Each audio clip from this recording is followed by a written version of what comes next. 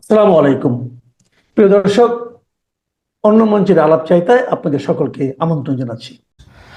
আজ 12ই ফেব্রুয়ারি। আজ বাংলাদেশের মানুষের জন্য ভাগ্য নির্ধারণের দিন হওয়ার কথা ছিল, কিন্তু অত্যন্ত পরিতাপের সাথে বলতে হচ্ছে বাংলাদেশের ভাগ্য গতকাল সন্ধ্যা থেকেই নির্ধারিত হয়ে গেছে অন্ধকার কুঠুরিতে। গতকাল সূর্যাস্তের পর থেকেই সারা দেশে যে তাণ্ডব আমরা দেখেছি, অর্থের বিনিময়ে ক্ষমতা দখলের রাজনীতি, বুথ দখল, ব্যালটে সিল মারা, ভোট প্রক্রিয়ায় ব্যাপক জালিয়াতি আর সাধারণ ভোটারদের হুমকি, এটা কোনো নির্বাচন নয়, বরং গণতন্ত্রের লাশের ওপর দাঁড়িয়ে এক কুৎসিত ক্ষমতা দখলের উৎসব। আর এই অরাজকতার সামনের সারিতে আমরা কাদের দেখছি? যারা ধর্মের দোহাই দিয়ে উগ্রপন্থা ছড়ায়,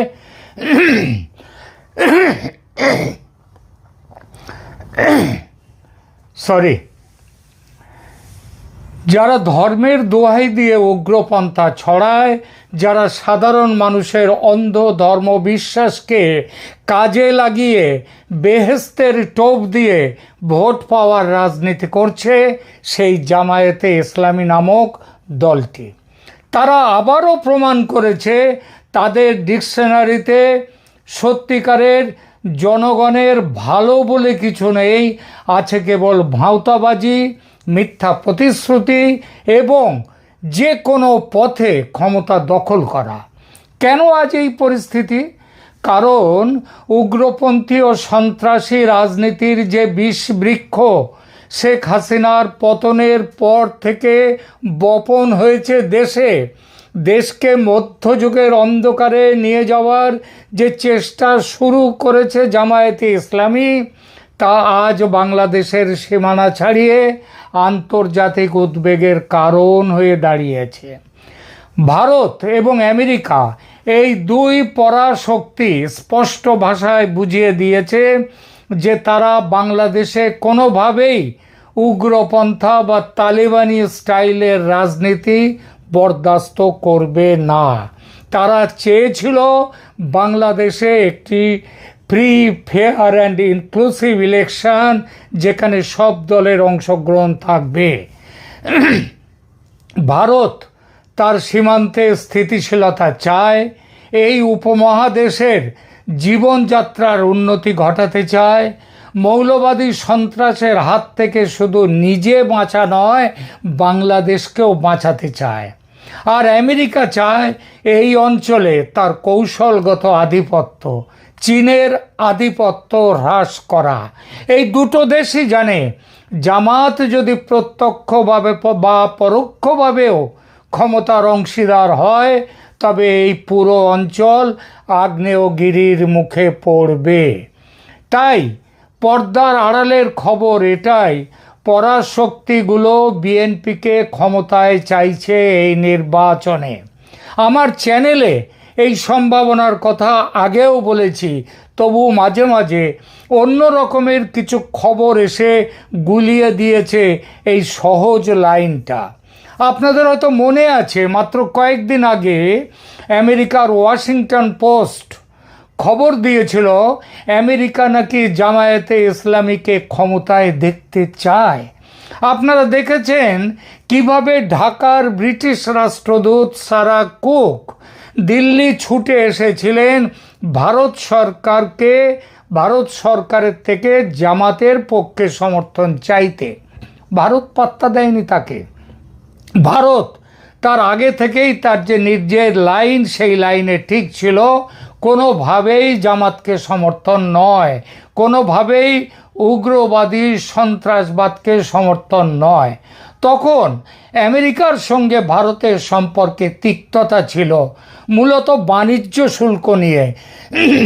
কিন্তু যেই জানুয়ারির শেষ সপ্তাহে ভারত, ইউরোপীয় ইউনিয়ন, তার সঙ্গে এই দুই দেশের ভারত এবং ইউরোপীয় ইউনিয়নের ফ্রি ট্রেড এগ্রিমেন্ট হলো।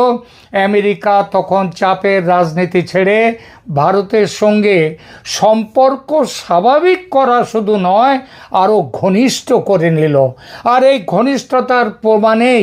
ঘনিষ্ঠতার ফলেই মিলে গেল বাংলাদেশের ভবিষ্যৎ নিয়ে ভারত আমেরিকার তাদের যে মত, সেই মতের মেলবন্ধনটা ঘটে গেল। জামাত চলে গেল দূরে, দুই পরাশক্তির কাছে চলে এলো বিএনপি। এলো ঠিকই, কিন্তু শর্ত সাপেক্ষে। তারা জামাতের কাঁধে ভর করা কোনো উগ্রবাদী সরকারকে এক মুহূর্তের জন্যও সমর্থন দেবে না, পরিষ্কার করে দিল। আর সেই জন্যেই জামাতের আমির শফিকুর রহমান তিনি বারবার বলেছেন যে বিএনপির সাথে মিলেমিশে একটি সরকার গঠনের কথা, কিন্তু বিএনপি রাজি হয়নি। স্পষ্ট করে বলে দিয়েছে এরকম সরকারে আমরা যাব না। কেন হঠাৎ ভারত আমেরিকা বিএনপিকে সমর্থন দিতে রাজি হলো? এর পেছনে রয়েছে সূক্ষ্ম জিও পলিটিক্যাল যে ক্যালকুলেশন, সেটাও। ভারত তার উত্তর পূর্বাঞ্চলের নিরাপত্তা নিশ্চিত করতে চায়, আর আমেরিকা চায় বাংলাদেশে চীনের প্রভাব কমাতে এবং বঙ্গোপসাগরে নিজেদের অবস্থান সংহত করতে। কিন্তু আগেই বলেছি, এই সমর্থন বিনা শর্তে আসেনি। আমার কাছে কথা আগেও আমি বলেছি, শেখ হাসিনা দেশে ফিরবেন ফেব্রুয়ারি মার্চের মধ্যে, এমন কথাও আমি বলেছি এর আগে আমার ভিডিওতে। আমার কাছে নির্ভরযোগ্য খবর ছিল এবং এখনও আছে, যা সকালেই বাংলাদেশ সেনাবাহিনীর এক মাঝারি পর্যায়ের অফিসারের কাছ থেকে যার সমর্থন পেলাম। বিএনপি ক্ষমতায় আসছে ঠিকই, কিন্তু তাদের হাত পা বাঁধা থাকবে নির্দিষ্ট কিছু শর্তে, যে শর্তের বিনিময়ে তারেক রহমান দেশে ফিরেছেন, যে শর্তের বিনিময়ে বিএনপি এই ভোটে হারুক জিতুক ক্ষমতায় আসছেই। হ্যাঁ, বলে দিলাম ক্ষমতায় আসছেই। এইবার শর্তগুলো কি? সংবিধান এবং আওয়ামী লীগের সুরক্ষা দিতে হবে। আগামী 6 মাসের মধ্যে একটি অংশগ্রহণমূলক নিরপেক্ষ নির্বাচন দিতে হবে বিএনপিকে। সেখানে আওয়ামী লীগের ওপর থেকে সব নিষেধাজ্ঞা তুলে নিতে হবে। প্রতিহিংসার অবসান ঘটাতে হবে। তথাকথিত বেআইনি সরকারের বেআইনি অর্ডিন্যান্সে গঠিত তথাকথিত অপরাধ ট্রাইব্যুনাল, এটা বাতিল করতে হবে। শেখ হাসিনাকে দেয়া সমস্ত সাজা রদ করতে হবে। এছাড়া শেখ হাসিনা দেশে ফিরবেন এবং রাজনৈতিক কার্যক্রমে অংশ নেবেন। পরাশক্তিগুলো জানে বাংলাদেশে ভারসাম্য বজায় রাখতে হলে আওয়ামী লীগের মতো একটি ধর্মনিরপেক্ষ শক্তিকে রাজনীতিতে টিকিয়ে রাখা অপরিহার্য। তারা কোনোভাবেই চায় না বিএনপি একা হয়ে গিয়ে জামায়াতের মতো উগ্রপন্থীদের খপ্পরে পড়ুক।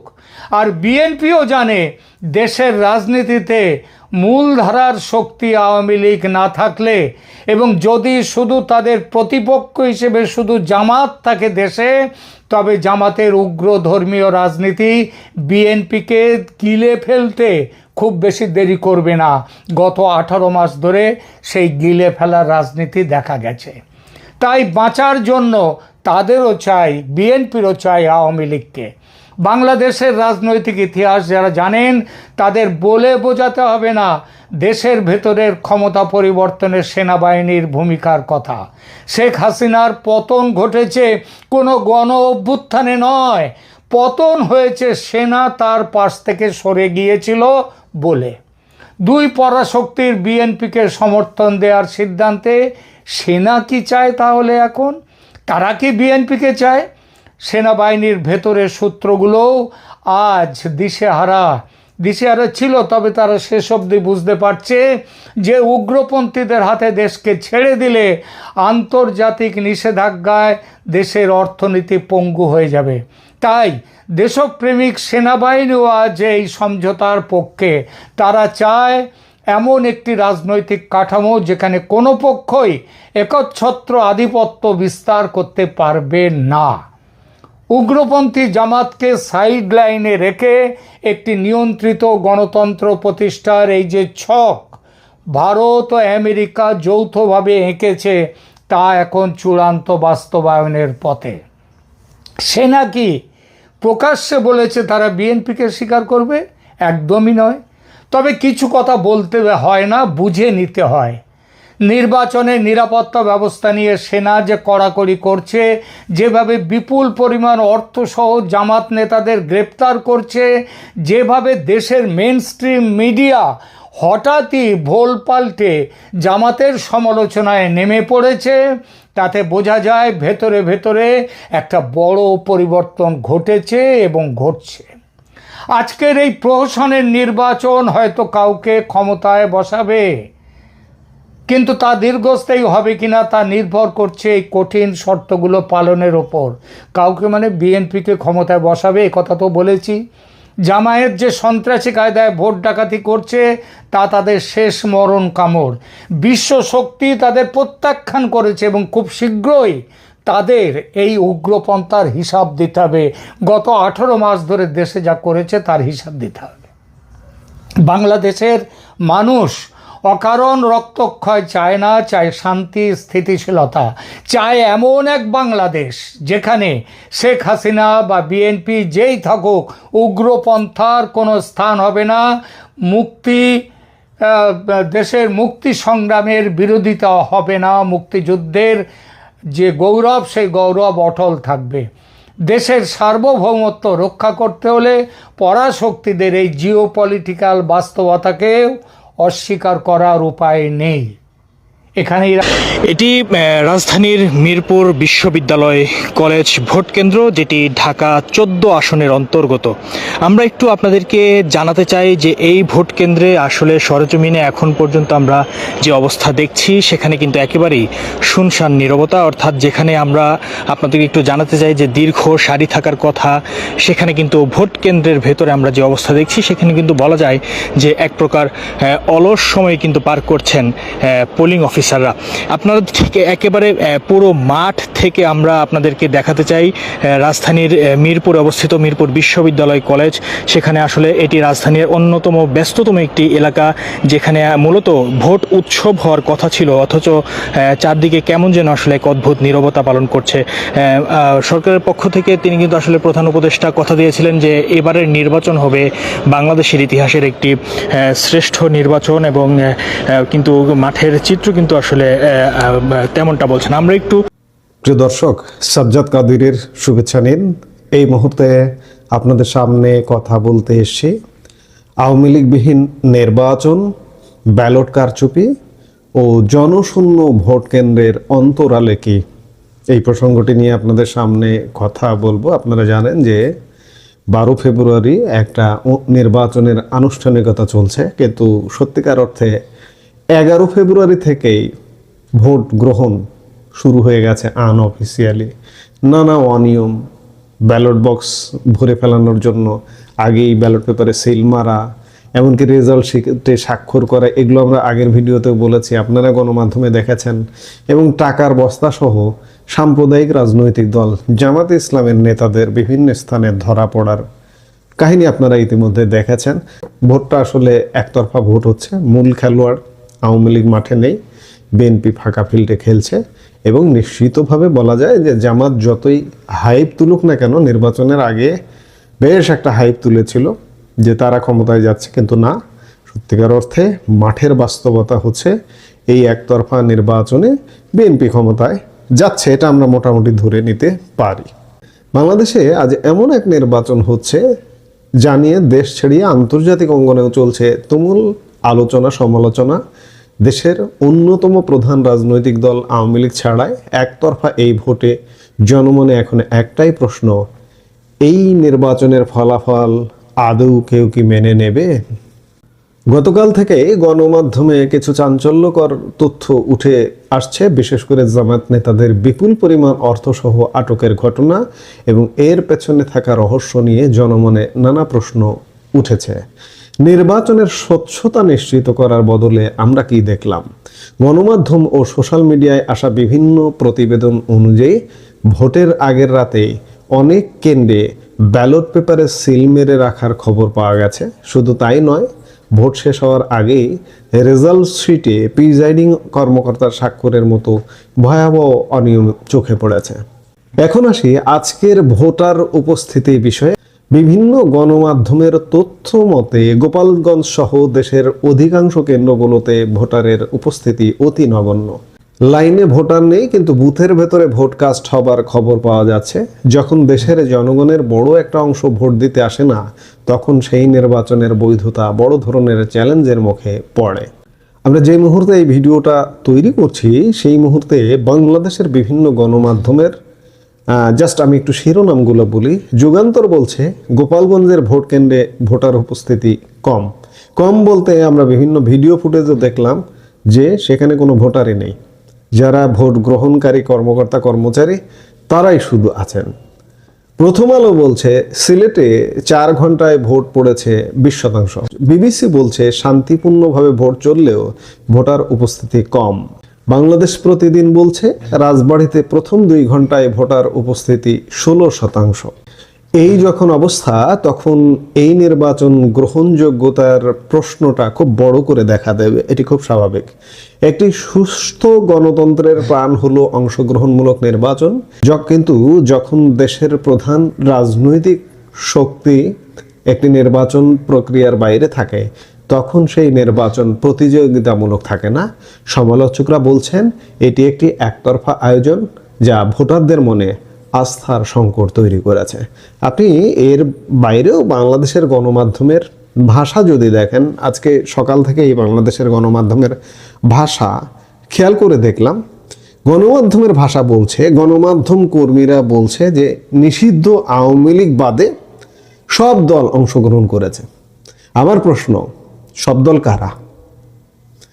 এই যে বিএনপি বাদে অন্য সবগুলো দল জোড়া দিয়ে বিএনপি জামাতকেও আমি একটু বাইরে রাখলাম।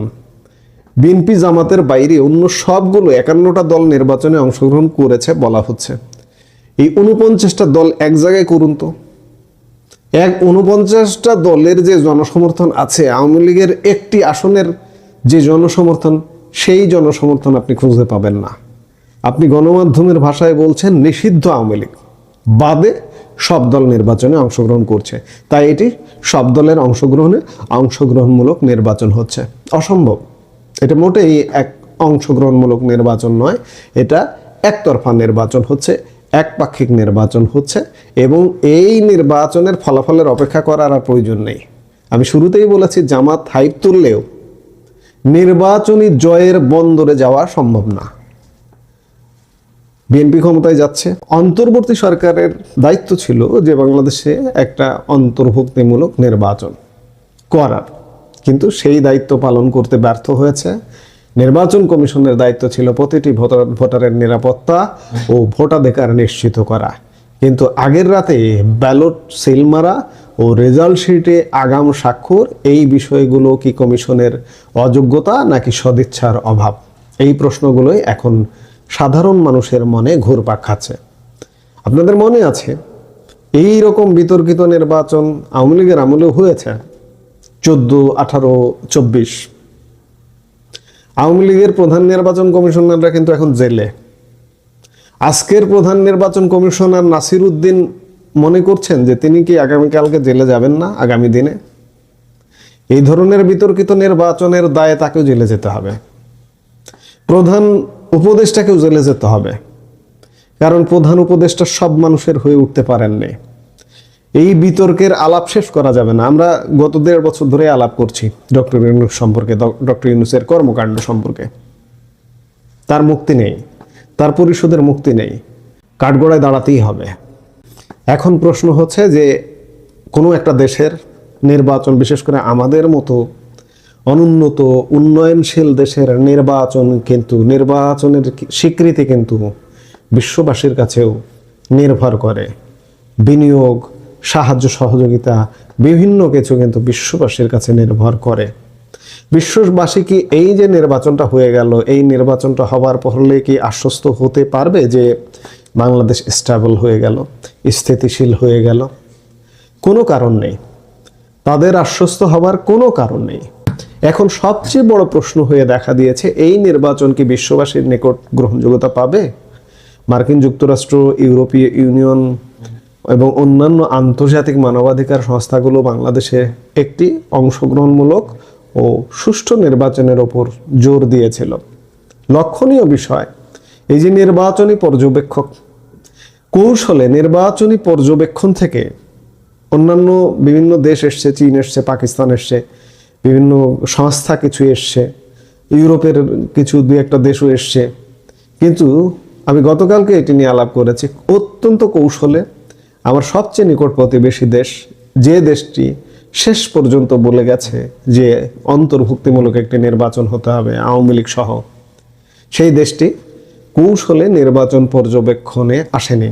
তো বিশ্ব মোড়ল মার্কিন যুক্তরাষ্ট্র বাংলাদেশের নির্বাচন নিয়ে অনেক কথা বললেও তারা কিন্তু অফিসিয়ালি বাংলাদেশে নির্বাচন পর্যবেক্ষণে আসেনি। কাজেই এই নির্বাচন যে বিশ্ববাসীর কাছে বৈশ্বিকভাবে আস্থার সংকটে পড়বে তাতে কোনো সন্দেহ নাই। আন্তর্জাতিক পর্যবেক্ষকরা যদি দেখতে পান যে নির্বাচনে কোনো প্রতিযোগিতাই ছিল না এবং ব্যাপক অনিয়ম হয়েছে, তবে তাদের রিপোর্ট হবে নেতিবাচক। এর ফলে বাংলাদেশের বৈদেশিক বিভিন্ন সাহায্য সহযোগিতার ক্ষেত্রে নির্বাচনের স্বচ্ছতা একটি বড় সত্য হিসেবে সামনে হাজির হবে। একতরফা নির্বাচনের ফলে যদি আন্তর্জাতিক নিষেধাজ্ঞার মতো পরিস্থিতি তৈরি হয়, তবে দেশের অর্থনীতি বড় ধরনের ক্ষতির মুখে পড়তে পারে। ইতিমধ্যেই বাংলাদেশের অর্থনীতির 12টা বেজে গেছে। গত 1.5 বছরে ব্যবসা বাণিজ্য কি অবস্থা আমরা অসংখ্য কন্টেন্টে আলাপ করেছি, আপনারাও জানেন। আপনারা যারা এই বাংলাদেশে বসবাস করেন তারা পরতে পরতে বুঝতে পারছেন, বাহিরে সমাজে গেলে বুঝতে পারেন। একজন শিল্পপতি হওয়া লাগবে না, একজন সাধারণ ক্ষুদ্র চার দোকানদারের কি অবস্থা, একজন সেলুনে যে নাপিত চুল কাটে কিংবা একজন সিএনজি চালকের সাথে আপনি আলাপ করে দেখবেন যে আজ থেকে 1.5 বছর আগে তার অর্থনৈতিক ফ্লোটা কেমন ছিল আর এখন কেমন আছে। এই থেকে বর্তমানে যে সরকারটি আসতে যাচ্ছে সেই সরকারটিকে উদ্ধার করতে পারবে, সেটি সবচেয়ে বড় প্রশ্ন। ইতিহাস বলছে যে জনমতের প্রতিফলন ছাড়া যে কোনো নির্বাচন আন্তর্জাতিক পরিমণ্ডলে খুব একটা স্থায়ী স্বীকৃতি পায় না। বিশেষ করে পশ্চিমা দেশগুলো যখন নির্বাচনের বৈধতা নিয়ে প্রশ্ন তুলবে, তখন সেটি নয়া সরকারের জন্য বড় চ্যালেঞ্জ হয়ে দাঁড়াবে। একটি নির্বাচনের সফলতা শুধু গেজেট প্রকাশেই সীমাবদ্ধ নয়, মানুষের ভোট দেওয়ার স্বতঃস্ফূর্ততা এবং সকল রাজনৈতিক দলের অংশগ্রহণই একটি নির্বাচনকে পূর্ণতা দেয়। আজ বাংলাদেশে যা ঘটছে তা কি গণতান্ত্রিক প্রক্রিয়া উন্নয়ন নাকি অবনমন? গণমাধ্যমের রিপোর্ট এবং ভোটারদের অনাগ্রহ যদি সত্য হয়, তবে এই নির্বাচন বিশ্ববাসীর কাছে গ্রহণযোগ্যতা পাওয়া প্রায় অসম্ভব। গণতন্ত্রের এই ক্রান্তি লগ্নে দেশ কোন পথে যাবে তা নির্ভর করবে আগামী দিনগুলোতে বিশ্ব নেতৃবৃন্দের প্রতিক্রিয়া এবং দেশের অভ্যন্তরীণ পরিস্থিতির ওপর। আপনার কি মনে হয় আজকের এই নির্বাচন কি বাংলাদেশের রাজনৈতিক ভবিষ্যৎকে স্থিতিশীল করতে পারবে নাকি সংকট আরো গভীর হবে? কমেন্ট বক্সে আপনার